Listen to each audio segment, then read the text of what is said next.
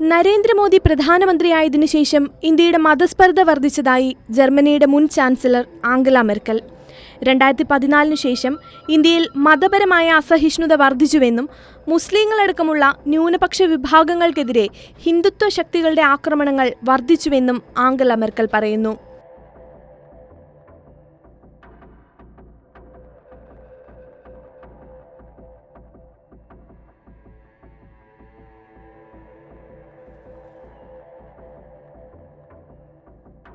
എന്നാൽ ഇതിനെ മോദി എതിർക്കുകയാണ് ചെയ്തത്.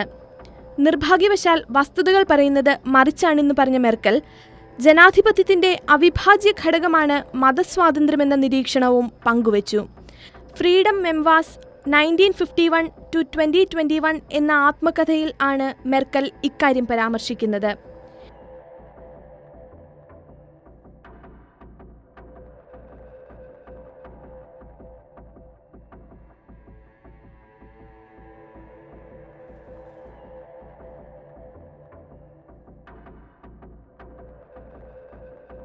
വിഷ്വൽ ഇഫക്റ്റ് ഏറെ ഇഷ്ടപ്പെടുന്ന നേതാവെന്നാണ് മോദിയെ മെർക്കൽ വിശേഷിപ്പിക്കുന്നത്.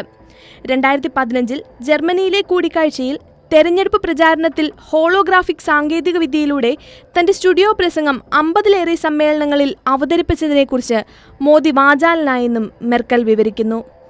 അതേസമയം മോദി ഭരണത്തിൽ രാജ്യത്ത് നടക്കുന്ന അരക്ഷിതാവസ്ഥയ്ക്കെതിരെ നിരവധി പേരാണ് ഓരോ ദിവസവും രംഗത്ത് വരുന്നത്. കഴിഞ്ഞ ദിവസമായിരുന്നു രാജ്യത്ത് വർദ്ധിക്കുന്ന വർഗീയ സംഘർഷങ്ങളിൽ ഉത്കണ്ഠ രേഖപ്പെടുത്തിയും ഈ അവസ്ഥയ്ക്ക് പരിഹാരം ആവശ്യപ്പെട്ടും 17 പ്രമുഖ വ്യക്തികൾ നരേന്ദ്രമോദിക്ക് കത്തെഴുതിയത്. ഇസ്ലാം വിരുദ്ധ പ്രസംഗങ്ങൾ, ബീഫിന്റെ പേരിലുണ്ടായ ആൾക്കൂട്ട ആക്രമണങ്ങൾ, ഇങ്ങനെ നീളുന്നു BJP ഭരണത്തിൽ രാജ്യത്ത് നടക്കുന്ന സംഭവ വികാസങ്ങൾ.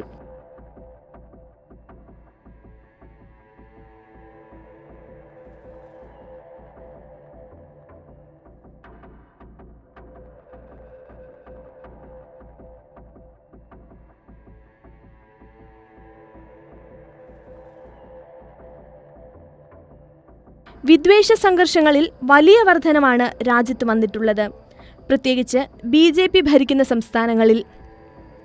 പശു സംരക്ഷണത്തിന്റെയും സദാചാര പോലീസിന്റെയും ഒക്കെ പേരിൽ സ്വകാര്യ സേനകൾ നടക്കുന്ന ആക്രമണങ്ങൾ, ആൾക്കൂട്ട ആത്മഹത്യകളും കൂട്ടബലാത്സംഗങ്ങളും കുട്ടികളെ കൊലപ്പെടുത്തുന്നതുമൊക്കെ വർദ്ധിച്ചു വരികയാണ്.